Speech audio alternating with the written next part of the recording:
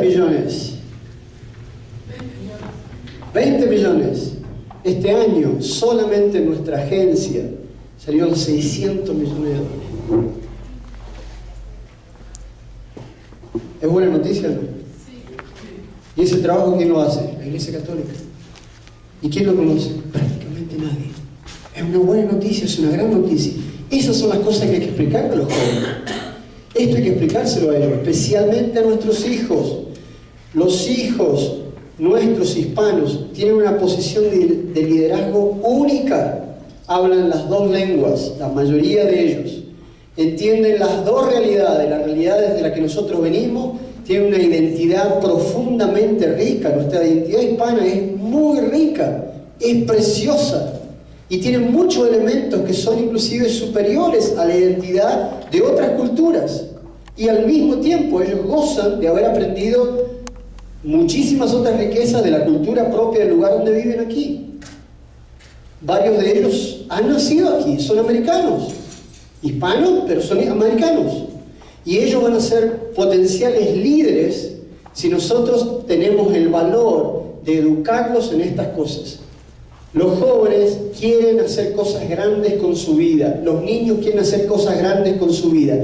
Ir solamente a misa, comer el pozole y atender las fiestas de la iglesia y volver a casa, eso no lo llena. Los jóvenes quieren hacer cosas muy grandes con su vida. Entonces, este es un mensaje que les tiene que llegar a ellos. Si les llega, yo estoy seguro que en su momento ellos, cuando hacen su conversión, su crecimiento, su madurez y asumen su rol de liderazgo dentro de la iglesia, ellos van a llevar esta realidad hacia otras comunidades, hacia otra gente a la que nosotros mismos no podemos llegar. El futuro de nuestra iglesia pasa por ahí. Así que yo los invito a que esto lo compartan con los jóvenes y especialmente con nuestros niños. Y ya les voy a mostrar al final del almuerzo, cuando termine el almuerzo, vamos a ver un programa mediante el cual podemos educar a nuestros niños en estas cosas. ¿Alguna pregunta antes de que empecemos con los principios de la doctrina social? 600 millones de dólares en ayuda a los países más necesitados y pobres. Y no es que ayuda que va al gobierno, a ver si me lo explico bien. No va al gobierno, ni dice aquí tiene 600 millones de dólares. No, va a programas concretos para crear, por ejemplo, escuelas, no la escuela física, no crear un edificio, sino conseguir maestros que puedan enseñarle a niños que no tienen educación, darles vacunas a niños que morirían antes de los 5 o 6 años por falta de vacunación. Crear programas de trabajo para papás y para mamás desempleados, de tal manera que ellos puedan tener un trabajo digno, que sea bien remunerado. Crear programas de ahorro, enseñarles a cultivar la tierra o a técnicas para que puedan aprovechar de lo que cultivan y no pierdan las cosechas cuando las inclemencias del tiempo azotan el lugar. Todo ese tipo de cosas es ayuda concreta que va a las personas, no va a crear edificios, nuevas escuelas o nuevas iglesias, no, llega a las personas para promover una dignidad humana mejor entre ellos. Entonces, es una gran ayuda y una gran noticia. ¿Pati? Yo viví en Omaha, Nebraska, y allí está pues la religión más grande es la católica, muchísimos católicos. Está una universidad que se llaman, y está una agencia que son las caridades católicas, donde ayudan a los adultos, a los dueños de negocios, les enseñan realmente cómo manejar su negocio, les dan una ayuda, un préstamo para que empiecen su negocio, hacen muchísimas ayudas, y la iglesia católica es la líder en todo el mundo. Y ayuda, muy bien. Gracias por compartir esa ayuda. Y también están presentes con la diócesis. Cristina trabaja ahí. Ese es el trabajo que ella hace en Caridad Católica, en Catholic Charities. Entonces, esto es muy buena noticia. Y es importante que lo compartamos con los jóvenes y con los niños. ¿Algún otro comentario o pregunta? ¿Algo que no quedó claro, que ustedes quieren que clarifique? ¿Recibieron una hojita con los principios de la doctrina social de la Iglesia? Muy bien, eso es para ustedes, lo llevan de regalo. Algunas veces, cuando un maestro de doctrina social de la Iglesia resume los principios de la Iglesia, pone 7. Otras veces otros profesores ponen 10, otros profesores ponen 15. Porque esto no es como los mandamientos mandamientos de Dios, sino que son las ideas principales de la doctrina de la iglesia. Ahora vamos a compartir y ustedes van a pensar y van a ir dando ideas de cómo se reflejan esos principios en la realidad, cómo es que la iglesia pone en práctica esos principios en la realidad. Entonces, primer principio en el que cree y enseña la iglesia: la santidad y la dignidad de la persona humana. Ustedes lo tienen ahí, así que pueden mirar la ayudita que tienen. Santidad y dignidad de la persona humana. ¿Cómo es que la iglesia vive este principio en la práctica? ¿Cómo lo aplica? Por ejemplo, diciendo y predicando y viviendo que la vida humana es sagrada. ¿Desde cuándo? Desde el primer momento de la concepción, ¿hasta cuándo? Hasta el momento último de la muerte natural. Entonces, ¿la iglesia apoya el aborto? No. ¿Apoya la eutanasia? No. ¿Por qué la iglesia no apoya ni el aborto ni la eutanasia? No lo apoya porque cree en la santidad y en la dignidad de la persona humana desde el primer momento de la concepción hasta el último momento de la muerte natural. Ellos creen que la vida humana viene directamente de Dios. Sí. Eutanasia viene del griego. Eu es dulce, bueno, y thanatos significa muerte. Eutanasia es la dulce muerte, es decir, la eutanasia es el procedimiento por el cual a uno le inyectan y lo matan, cuando uno elige morir voluntariamente.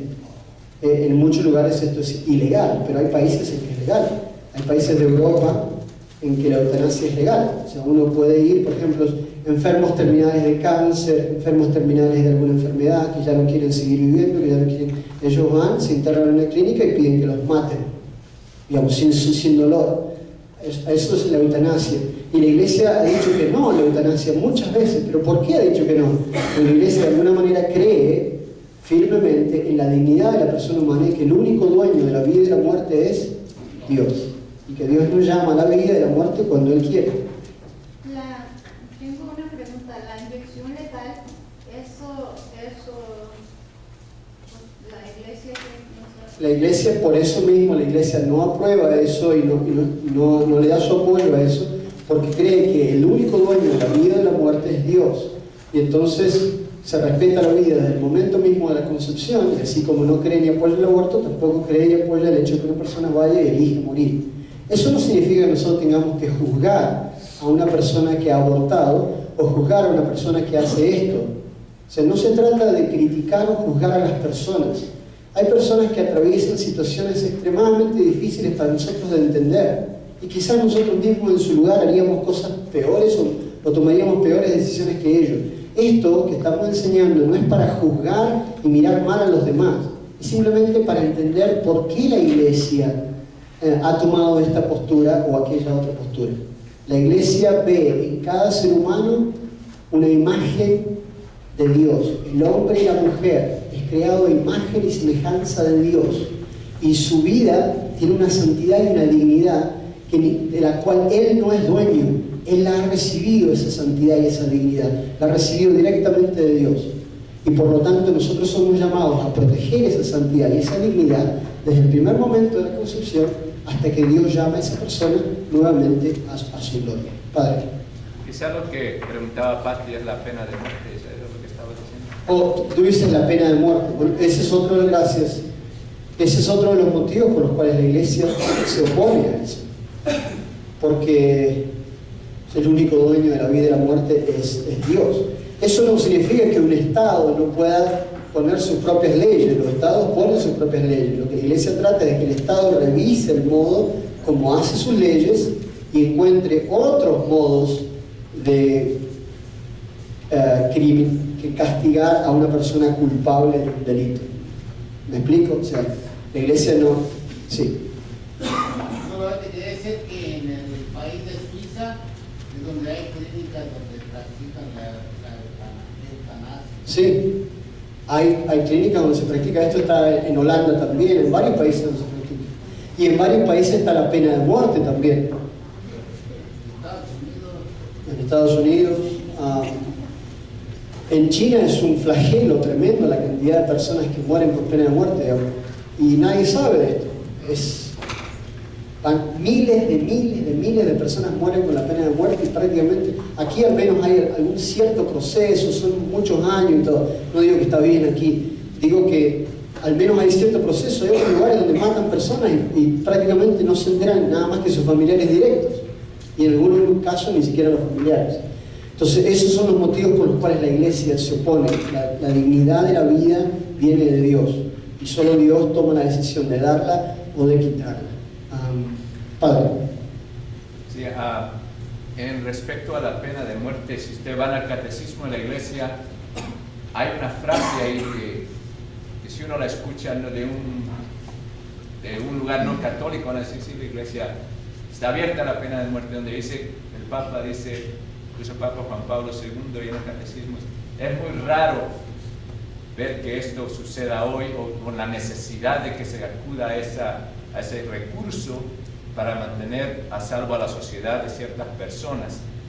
Es muy raro hoy que se pueda llegar a eso porque ya no es necesario, básicamente está diciendo, pero deja también abierta la puerta a que en algún caso se implemente, y es lo que hace que en algunos lugares simplemente se entiende, digamos, los estados tienen su autonomía y su derecho a implementar los recursos que ellos quieran.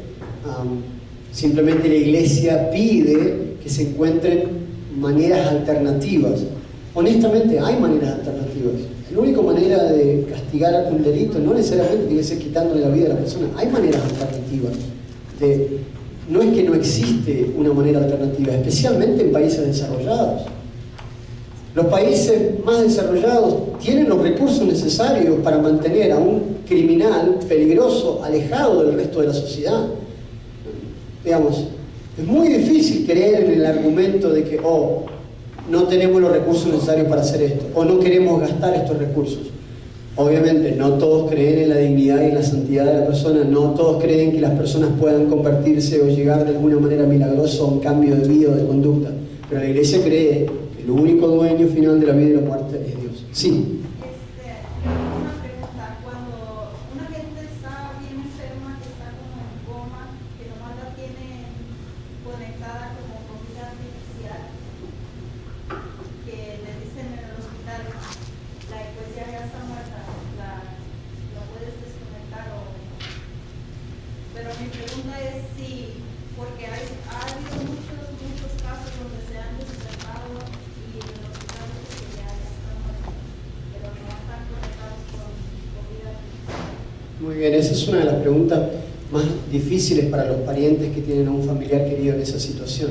La iglesia hace una distinción entre hacer algo que le quite la vida directamente a la persona, hacer algo, por ejemplo, inyectarle una inyección que mate a la persona, y quitar medios que mantienen a la persona con vida. Hay una distinción entre esas dos cosas.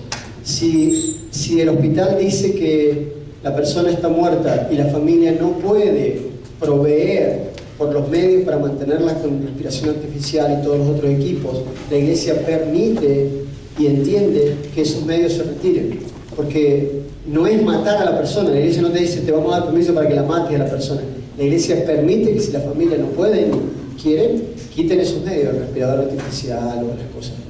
Eso está permitido. No es igual matar o inyectar a una persona para que muera que quitarle la ayuda artificial para mantenerla con vida. Ahora, como dices tú, han habido casos en que personas que han estado así y que eran declaradas que ya no van a volver a vivir, han vuelto a la vida. Por eso es una decisión tan difícil.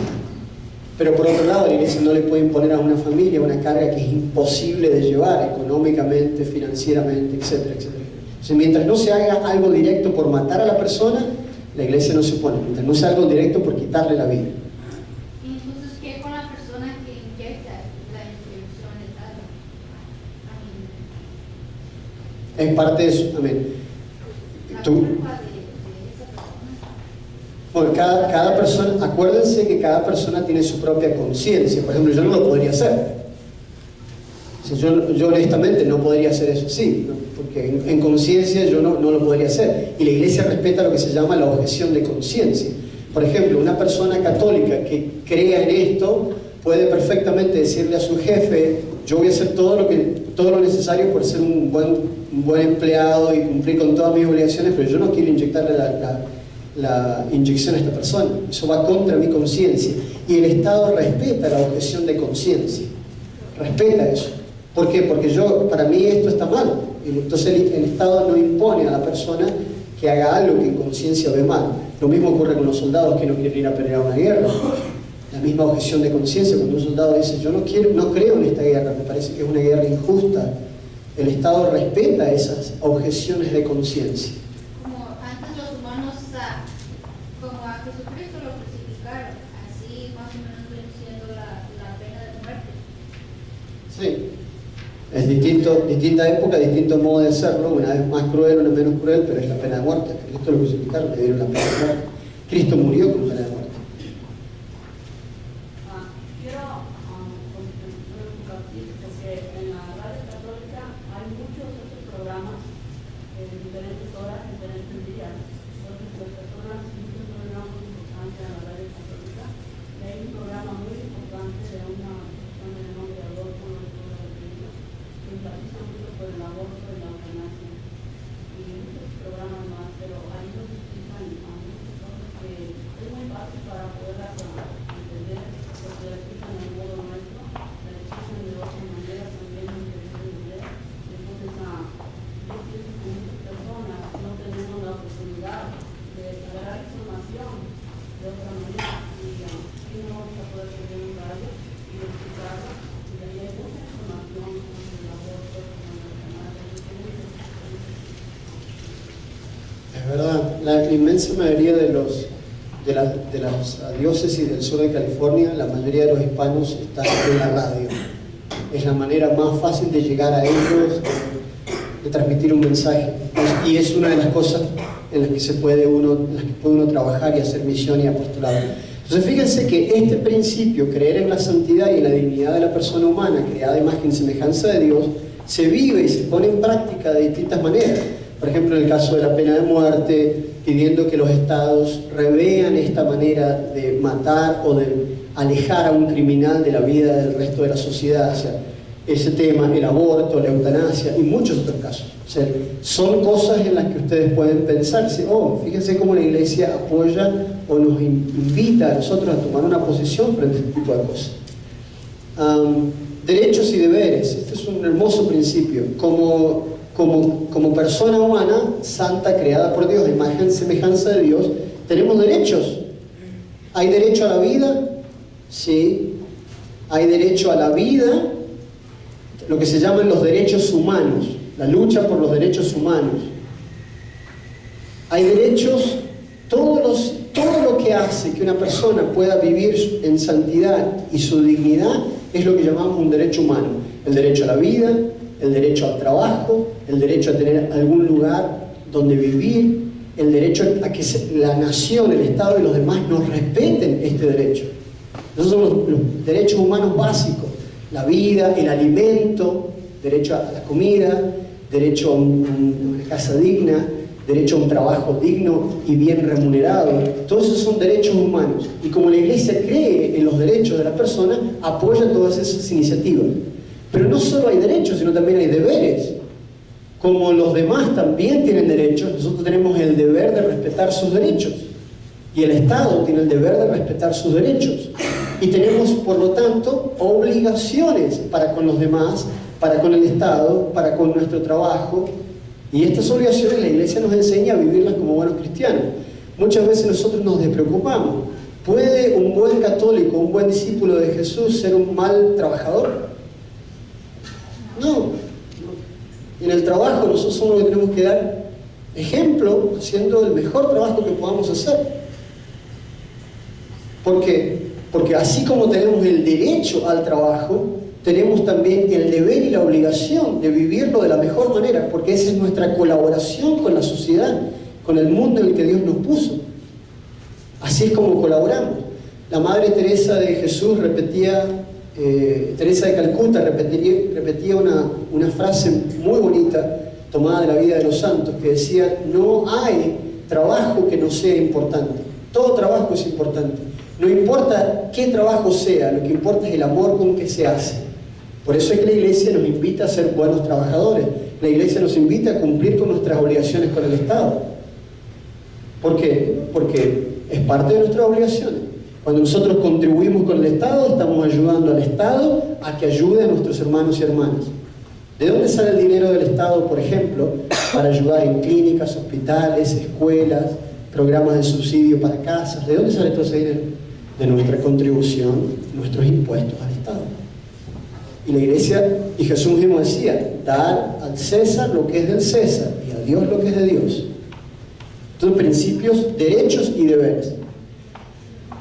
La naturaleza social de la humanidad. Naturaleza social de la humanidad. ¿Qué significa eso? Que nosotros somos un ser sociable y que está llamado a vivir en sociedad. Por eso es que la Iglesia protege de manera especial a la sociedad mínima. ¿Cuál es la sociedad más pequeña de todos? La familia.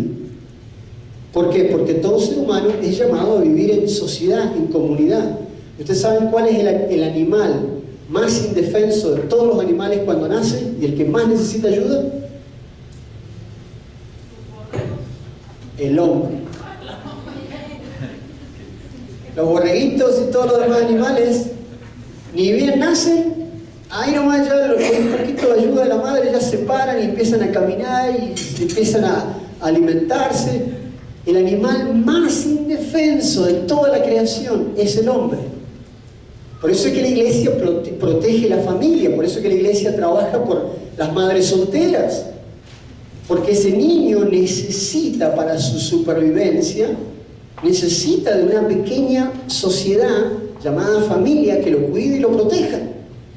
Por eso es que la Iglesia se involucra tanto y trata de ayudar a las familias, promover la unidad familiar, promover la unidad entre los esposos, promover la relación entre los esposos y los hijos. ¿Por qué? Porque todos necesitamos de ese grupo. Todos estamos interconectados y todos somos responsables de todo y todos nos necesitamos. Sin el micrófono, que no sé quién lo preparó, Fernando, yo no podría estar usándolo. Y sin mi trabajo para preparar esto, ustedes no estarían escuchándolo. Y sin la organización de la parroquia que pone el salón, no podríamos hacerlo. Todos nos necesitamos mutuamente. Necesitamos de la sociedad para crecer. Si el Padre no canta, no nos alegramos y cantamos. Todos necesitamos unos de otros. Entonces la Iglesia protege ese ser social que tenemos, nuestra necesidad de la sociedad, de la familia, de las parroquias, de la ciudad, de la nación. Es un derecho nuestro. La dignidad del trabajo y de los trabajadores. ¿Cómo vive esto la Iglesia? Por ejemplo, apoyando a las uniones de obreros. ¿Han visto ustedes que hay veces que hay sacerdotes que van a las marchas con esos carteles y hay monjes que van a las marchas para apoyar a los obreros de una cadena de hoteles o de una fábrica que hacen una huelga o que hacen una manifestación porque no les están pagando bien? ¿Por qué la Iglesia va ahí con los carteles? ¿Por qué van los curas? ¿Por qué van las monjas? ¿Por qué van los católicos y apoyan eso? ¿Por qué? Porque el trabajo humano tiene su dignidad. Y los trabajadores tienen su dignidad y esa dignidad debe ser respetada. El trabajo dignifica y nos hace mejores y nos ayuda a aportarle a la sociedad y eso debe ser bien remunerado de parte de los trabajadores. No se puede considerar a un hombre como un esclavo y tenerlo horas y horas trabajando por un salario básico. Por eso es que la Iglesia pide también por un salario mínimo que sea cada vez más responsable y que sea un salario que nos permita vivir dignamente. No sé si ustedes saben, pero la Iglesia promueve eso. Hay países en los que no hay salario mínimo. Hay 89 países en el mundo que no tienen salario mínimo. Entonces cualquier patrón paga lo que quiera. ¿Qué hace la Iglesia en esos lugares? Le pide al Estado que imponga un salario mínimo y que ese salario mínimo ayude a ese ser humano a vivir dignamente junto con su familia. O sea, trabajar por la dignidad de los trabajadores y apoyarlos. Si a alguno se le ocurre la idea de decir, oh, yo he visto a la Iglesia trabajar en esto y esto, es por estos principios, es por estas creencias que la Iglesia tiene de estas cosas. Ahora, este es uno de los más difíciles de todos, el bien común. Sí. Como si tengo mi negocio y trato de no pagar tantos impuestos, ¿eso también es malo? No, mientras sea legal, mientras lo que tú estás haciendo sea legal, mientras lo que estás no sea violar ningún principio ni moral ni legal, está bien. Obviamente uno no quiere pagar más impuestos de los que debe pagar, Nadie quiere pagar más impuestos de lo que debe pagar. Y hay una ley que nos dice, esto es lo que tú debes pagar. Hacer todo lo posible para pagar dentro del marco de la ley, dentro del marco de lo que es legal, está bien. Si uno miente para no pagar, ya es otro problema, porque entramos en un terreno de moralidad, entrar en el terreno de mentir. Pero mientras uno use todas las herramientas posibles para no mentirle al Estado, para no decir una mentira, para pagar el mínimo que nos corresponde pagar, eso está bien. Entonces no reclamar impuestos, o sea, no reclamar que $15,000 por un porcentaje tanto, eso está mal, ¿no? No necesariamente, si eso a uno le corresponde, ¿no? Si eso es algo que te corresponde a ti, no está mal. Si está pagado en efectivo, No reportar. O si está pagado en efectivo y no reportarlo. Bueno, si a uno le pagan un dinero que realmente es una ganancia para uno, uno debe reportar lo que gana y pagar un impuesto, porque esa es nuestra manera de colaborar con el Estado y colaborar con los demás. Entonces, si uno recibe algo, una remuneración, lo debe reportar. Hay mecanismos para hacerlo y se puede hacer. Y hay casos en los que si uno gana menos de del mínimo que debería ganar, entonces no hace falta pagar impuestos sobre eso. Y si, ya ve que si no pago overtime a los empleados, nomás pago unas cuantas horas en vez de pagar todo lo demás después de 40 horas, ¿eso sería considerado mal también? Yo creo que sí. Tendríamos que ver bien cuál es el caso. Acuérdense de que para establecer la moralidad de lo que está ocurriendo hay que ver todas las circunstancias que rodean el caso. Entonces, por eso a mí no me gusta muchas veces dar una respuesta tajante, está bien o está mal, porque yo no conozco todas las circunstancias de tu negocio o de tu trabajo. Entonces, para poder dar una respuesta exacta, de decir está bien o está mal, hay que ver todas las circunstancias. Hay que tener una mirada muy cauta y decir, bueno, a ver, veamos todas las circunstancias para ver si esto es moralmente bueno o no es moralmente bueno hacerlo. Pero en principio, es simple. La ley es muy clara. Si la persona trabaja más horas, debe ser remunerada por esas horas de manera como corresponde, y esa persona que ha recibido esa remuneración debe pagar el impuesto por lo que ha recibido, y el empleador debe pagar lo que corresponde. Y nunca abusar de los empleados haciéndolos trabajar horas y horas y horas y horas y horas y horas, quitándole el derecho a vivir como seres humanos dignos junto a su familia, junto a sus seres queridos. No se puede trabajar 14 horas, 12 horas diarias. O sea, eso ocurre en nuestro país, pero eso es un abuso tremendo. Nosotros tenemos que vivir la vida, no es nada más que trabajar. Por eso es que debemos luchar socialmente para que las compañías, las empresas y el Estado respeten la dignidad del ser humano. Y uno puede ir a un trabajo y luego volver a su casa para vivir la vida, para poder escuchar música, hablar con los hijos, compartir, comer. No puede uno ser esclavo de su trabajo para poder sobrevivir. La Iglesia tiene un deber de ponerse junto a esos trabajadores para que puedan vivir una vida humana digna. Es un pecado que clama al cielo, como ocurría con los egipcios y el pueblo de Israel, que los tenían trabajando horas y horas, y dice la Biblia, el clamor de mi pueblo llegó a mis oídos, y Dios los sacó de la esclavitud. También hay esclavitudes modernas, hay más esclavitud ahora que en aquella época. Vos tenías una pregunta tú. Se me olvidó. No. Perdón. Si se te vuelve a acordar, me preguntas. Las estructuras ordenadas al bien común. Este es un tema muy delicado, que creó muchísima controversia en una de las encíclicas de uno de los papas. Cuando el Papa defendió la propiedad privada, el derecho a la propiedad privada, pero dijo claramente que ese derecho no estaba por encima del bien común, es decir, del bien de toda la sociedad. A ver si lo expreso de una manera que sea correcta. Es un pecado que clama al cielo que menos del 3% de la humanidad contenga la riqueza, el 80-85% de toda la riqueza que mueve al resto del mundo. Hay algo que está mal en eso. Por más que haya derecho a tener los propios bienes y la propiedad privada, la Iglesia ha sido muy clara en ese tema. Hay un pecado que clama al cielo en el hecho de que hayan muy pocos individuos en el mundo que atesoren para ellos la riqueza del resto de la humanidad. Hay personas singulares que tienen tanto dinero que podrían pagar la deuda externa de más de 20 países pobres y seguir viviendo una vida perfectamente feliz, rica, y viajar y no trabajar nunca y dar vuelta por el mundo e invertir. Hay un pecado en eso. Claro, uno no se atreve a decirlo, cuesta decirlo, es una cosa que uno termina como terminó Jesucristo cuando habla de estas cosas. Pero hay un pecado en eso. Hay algo que está clamando al cielo. Tiene que haber una justa distribución de la riqueza para que todos puedan vivir de manera digna. Eso no quiere decir que haya personas que puedan tener más dinero que otras. Por supuesto que puede haber personas que tengan más dinero que otras. Personas que trabajan más, que son más inteligentes, que Dios bendice de una manera especial, porque Dios le da a cada uno de acuerdo a lo que le va a pedir a cada uno. Pero está mal y es un pecado que clama al cielo poner el bien individual, mi propia riqueza, por encima del bien común.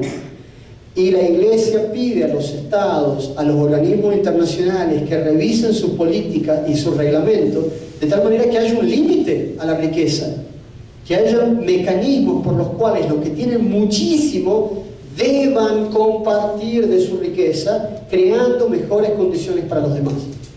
Y la Iglesia tiene un camino muy grande por hacer. La Iglesia, nosotros somos la Iglesia, no la Iglesia ellos, nosotros. Tenemos un camino muy largo por recorrer para defender estas cosas. Porque el mensaje de la Virgen de Fátima fue que dijo que la ley tiene que estar basada con lo que dice Dios en sus palabras. Y es verdad. Tiene que haber humanidad en cada, no importando cuán grande sea tu empresa, pero o el negocio. Tiene que estar Dios presente, basarse en que hay un Dios que te está viendo lo que estás haciendo. Tal cual. Si tú piensas que está mal, hay algo ahí que no está bien. Claro, pero muchas veces somos ciegos a esa realidad. Voy a poner un ejemplo bien fácil de entender. Una familia numerosa. Papá trabaja, mamá trabaja, los dos tienen que trabajar, no se pueden ocupar de los niños porque los dos tienen que trabajar mucho tiempo, ya ahí hay un problema serio, pero muchas veces no hay otra alternativa. Es la única manera de darles de comer y darles cierta educación. Hay países en los que ni siquiera trabajando los dos todo el tiempo llegan a darle de comer a sus hijos, entonces tienen que hacer que los niños trabajen. No pueden ir a la escuela, no pueden aprender, en fin. Fíjense ya el problema. Pero voy a poner un ejemplo bien simple. Supongamos que papá trae comida a la casa o mamá trae comida a la casa y tenemos 6, 7 hijos. Supongamos que el más fuerte y el más rápido de los hijos se come toda la comida. ¿Qué le decimos a ese? ¿Qué le diríamos uno como mamá o como papá? ¿Le diríamos que está bien, que hizo bien? ¿Qué le diríamos? Que tiene que compartir. ¿Por qué? ¿Qué pasa con los otros?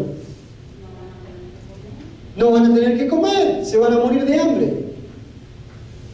Entonces, si nosotros lo vemos tan claro en nuestra casa, decir, no, tú no te puedes comer porque eres el más rápido y eres el más fuerte, te comiste todo y los otros van a terminar muriendo así.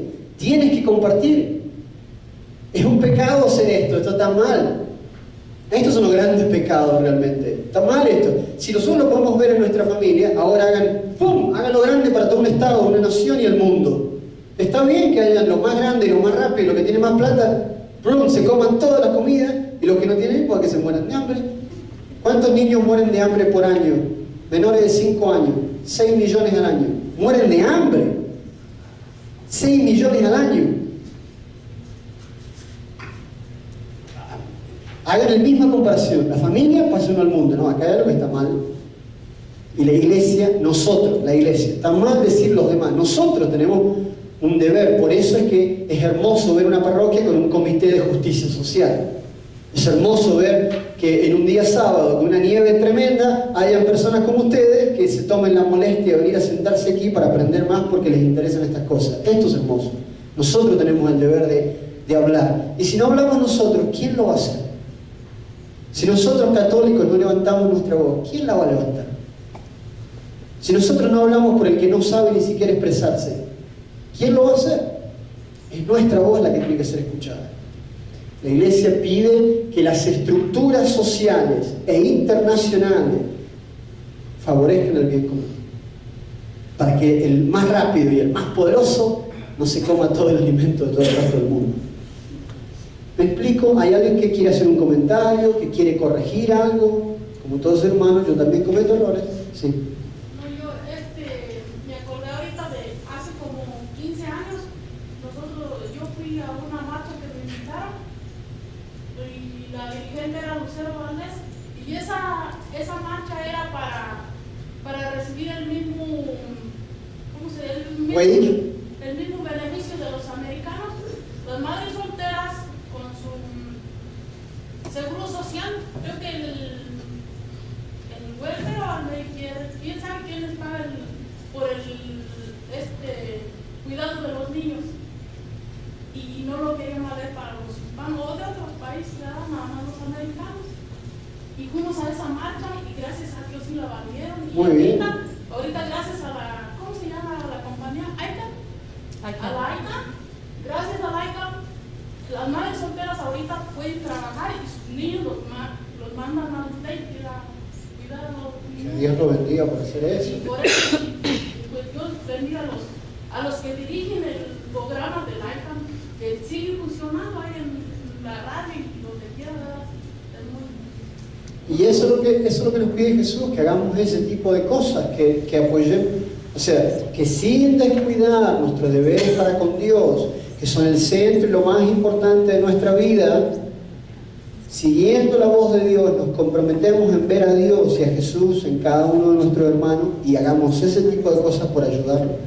Las madres solteras trabajan, educan, no tienen apoyo, viven solas. Es una batalla en la que ciertamente como justicia social podemos involucrarnos y hacer mucho por ellas. En fin, siéntanse libres de hacer sus comentarios, y si ustedes ven que yo digo algo que no está bien, lo bueno es que pueda haber un diálogo y que podamos aprender los unos de los otros. Yo les comparto lo que yo aprendí sobre la doctrina social de la Iglesia y cómo la Iglesia lo vive. La subsidiariedad, este es otro principio muy lindo que va en contra de todas las grandes tiranías y dictaduras del mundo. ¿Qué significa la subsidiariedad? Significa que lo que puede ser hecho a un nivel inferior en una sociedad debe ser hecho a ese nivel.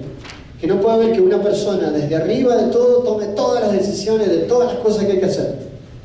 Hay que respetar la autonomía, la independencia y el poder de cada una de las esferas y estructuras de una sociedad. Esto ocurre en los casos de las tiranías y las dictaduras, donde un dictador o un presidente toma todas las decisiones, todo, absolutamente todo, sobre educación, medicina, gobierno, leyes, deporte, todo lo decide él. Eso va en contra de la doctrina social de la Iglesia. Nadie tiene la sabiduría para hacer todo eso. Cada esfera de gobierno y cada estructura tiene su independencia y autonomía, y las decisiones deben ser tomadas a ese nivel. Lo mismo papás y mamás. No puede papá y mamá tomar todas las decisiones acerca de todo. Hijos, a medida que van creciendo y van formando su criterio, tienen que ser enseñados a tomar sus propias decisiones y educados. Eso es la subsidiariedad. En las parroquias, no puede el párroco tomar todas las decisiones. Gracias a Dios los párrocos no quieren tomar todas las decisiones. Pero no pueden porque, bueno, en catequesis, a ver que la catequista que está formada, que ha aprendido consultando, tome las decisiones que correspondan, que el ministro de los jóvenes que toma las decisiones que correspondan, siempre en consulta con el responsable último, pero que se eduque a las personas, que se les dé poder a las personas para que cada uno en su esfera aprenda a tomar decisiones de acuerdo al Evangelio. Eso es la subsidiariedad, que no haya uno tomando todas las decisiones, un dictador, un déspota. Hay mucho más para hablar. La solidaridad es otro principio. Ya hemos hablado tanto de esto en otros temas que voy a saltear esto, pero hay una necesidad de vivir en solidaridad con los demás. Una solidaridad que no es dar de lo que me sobra, sino que es fundamentalmente hacerme uno con el otro que no tiene. Solidaridad. No solo en Berlín, y eso quiero ponerlo bien en claro. Nosotros como cristianos vemos nuestra parroquia, nuestra parroquia, nuestra parroquia, nuestra parroquia. Nosotros como católicos tenemos que aprender a ver la diócesis, el Estado, la nación y el mundo, porque somos hermanos de todo. Y aquí podemos hacer mucho por ayudar en otros países. Somos responsables no solo de nuestra comunidad parroquial, primordialmente de aquí, pero debemos vivir en solidaridad también con los que están lejos de nosotros. No podemos construir un muro alrededor de Berlín y decir, aquí estamos bien. ¿Entienden cómo hay países que construyen un muro alrededor de sí mismos? Hay que vivir en solidaridad también con los que están más lejos. ¿Padre? En ese punto, en este mes de noviembre vieron tantas cosas que pasaron anterior en septiembre y octubre alrededor del mundo. Y aquí en la parroquia, como en muchas, se hicieron segundas colectas. Estamos hablando de una parroquia que no es poderosa económicamente. Salimos al paso, pero de hecho en el boletín va a estar hoy para las Filipinas se recaudaron $1,300. Wow. La comunidad había otra, no recuerdo para qué es, pero 1,200 para Catholic Relief Services también. Luego para la del desarrollo humano, ahí fueron como 400 y algo. Pero más allá de que era una tras otra, hay bastante generosidad y sí, estamos saliendo, a menos con esos pequeños actos fuera de la parroquia. Y también tenemos una colecta de los niños cada semana y de eso se ha creado un fondo para los pobres. Como compartí ayer, desde que se fundó hemos ayudado como con $4,000 a gente en necesidad. Esa sí es más local, pero esa es parte de todo esto. Es parte de la solidaridad. Y es bueno, no hace falta ir a los países pobres. Yo he hecho muchísimos viajes a montones de países pobres para ayudar en montones de cosas. Pero no hace falta ir al país pobre. Desde aquí uno puede hacer mucho. El Comité de Justicia Social, por ejemplo, puede explicarle a la gente para qué es la colecta. Ustedes se han dado cuenta muchas veces que ocurre, es una realidad que ocurre habitualmente, que se van a segunda colecta para tal cosa y nadie realmente entiende muy bien de qué es. Uno pone porque es bueno y quiere ayudar. El Comité de Justicia Social puede hacer, por ejemplo, un anuncio de 1 minuto y medio, o 1 minuto, no más de eso, porque tampoco vamos a mandar todo el día a la iglesia. 1 minuto, decir, bueno, vamos a mandar ayuda para los damnificados del tifón en Filipinas. ¿Ya está? Entonces la gente entiende. O vamos a darle a CRS. ¿Y qué es CRS? Nadie sabe. 1 minuto. CRS es la agencia católica en los Estados Unidos para ayudar a los hermanos más vulnerables en el extranjero. Oh, ahora entiendo. Entonces, esa es una de las cosas buenas que el comité puede hacer para educar en ese tipo de cosas, un comité de justicia social. Es una pequeña cosa, pero hace una gran diferencia. La opción preferencial por los pobres, la hemos visto en el Evangelio, hemos visto, así que no me detengo en eso, pero sí quiero poner un énfasis en este tema, en el hecho de que los pobres son la medida con la que nos medimos a nosotros mismos. Más pobreza alrededor nuestro, algo no está funcionando bien. Es como la fiebre. Tú tienes fiebre, ¿qué indica eso? Hay una infección, hay un problema, tengo que ir al médico, tengo que descansar, tengo que tomar un remedio. La fiebre es un síntoma de que algo está mal. La pobreza es un síntoma de que algo está mal en nuestra sociedad. Acuérdense los hechos de los apóstoles. No había pobre alguno entre ellos. Algo está mal cuando creamos condiciones que exacerban la pobreza. Proteger la creación, este es muy bonito, proteger la creación y administrar los recursos que Dios nos dio. ¿Puede un católico ir a un parque y dejarlo todo sucio? No. Podemos ir ahí, aprovechemos que aquí está todo tan bonito, lo cuidan, lo limpian, todo, aquí comamos y dejemos todo tirado. Total, va a venir alguien que lo arregle. No. Nosotros somos los que tenemos que cuidar la creación hermosa que Dios nos dio. Fíjense lo que es el día de hoy, preciosísimo. Nosotros tenemos que cuidar de eso. Nuestro compromiso con la madre tierra, que en la cultura hispana es tan fuerte, en la cultura maya, en la cultura azteca, que tenía una conexión con la tierra que era fantástica. Esa sabiduría que se ha perdido. Ahora yo sin un iPhone no puedo ni ir de un lugar al otro. No puedo saber la hora si no miro una máquina que me diga qué hora es. Pero en la sabiduría de nuestra tierra, de nuestra sangre, de nuestros ancestros, había una conexión con el sol, con la luna, con la naturaleza, la creación, cuidar a la madre tierra que nos dio Dios. y cuidar todo lo hermoso, la vida de cada animal y de cada cosa. Nosotros tenemos un compromiso con esto, cuidar los recursos que Dios nos dio, el agua, reciclar. Fíjense cómo la iglesia aprueba el reciclar, el agua, el cuidar de todas las cosas que Dios nos dio. Es parte de nuestra responsabilidad y debemos educar a nuestros hijos y a nuestros jóvenes en ese tipo de cosas, en cuidar la creación que Dios nos dio.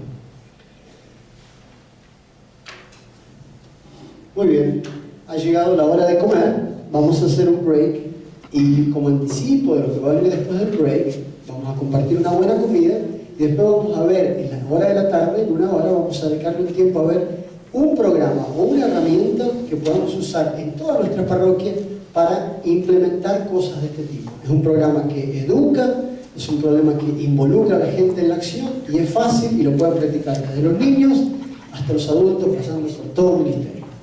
Muchas gracias por su atención y que disfruten el almuerzo. Antes de movernos, vamos por supuesto, a hacer la oración. Pero estamos hablando de la última parte, el último principio, ¿no? Que se ha hecho muy poco aquí en la parroquia, especialmente cuando estamos aquí comiendo, tiramos todo a la basura. Los botes de agua, los botes de soda, ustedes lo reciclan. Muy pocos. La otra vez, Sara es alguien que nos ha estado constantemente, me recuerda, padre, hagamos algo. Y pusimos un bote aquí, y ¿saben qué? Lo llenaron de basura y estaba lleno de botes y lo tiraron. Entonces, nada de esfuerzo de... Pero hoy, conscientemente, quizá no vamos a tener un botecito ahí, pero una bolsa, y vamos a estar poniendo los botes de agua o los de la soda ahí, y no lo vamos a tirar a la basura. Y no vamos a tirar basura donde está reciclando tampoco, ¿verdad? Entonces, empezando por aquí, con esa conciencia, en la casa, hacer lo mismo, ¿verdad? Es muy fácil, miren, hay unos contenedores aquí por la high school, por la escuela, aquí en la Park Avenue. Ahí pueden ir a tirarlos, desde periódicos hasta botes, aluminio, a plástico. Simplemente hay que guardarse una casa y ya con una vueltecita por aquí, va unas 3 cuadras más, ya los echa ahí. Se ahorró. Y también en Smith's hay una... En Smith's, ahí también, las bolsas de la tienda, en la Albertsons hay un lugar donde pueden llevar esas bolsas si tienen demasiadas, y las pueden reciclar también. O sea, hay lugar, nada más hay que tomar el tiempo y hacerlo. Y lo digo yo porque no lo hago tanto tampoco. Entonces, es algo que nos incluye a todos. Es muy fácil nada más tirarlo con el resto y no preocuparte de nada. Pero ese bote, esa lata, se van a quedar en la basura por cientos de años quizás, ¿verdad? Entonces, al menos en ese principio práctico lo vamos a aplicar hoy aquí. Bueno, Gladys, ya estamos listos. Un momento. Y Marisela tiene algo aquí bien importante. Y si alguien se va a ir durante este tiempo, tenemos una evaluación y si pueden hacerlo antes de que se vayan. Y si no, va a haber otro espacio para hacerlo antes que nos vayamos hoy. Recuerden, terminamos a las 3, entonces si alguien se va a ir antes de ese tiempo, puede tomar la evaluación ya. Espero que... Si por favor se apunten también, si alguien está interesado en ayudar en este ministerio, también hay una forma para que se apunten si se van a encontrar. Y aquí está. Muy bien. Nos ponemos de pie entonces. ¿Quién quiere hacer la oración?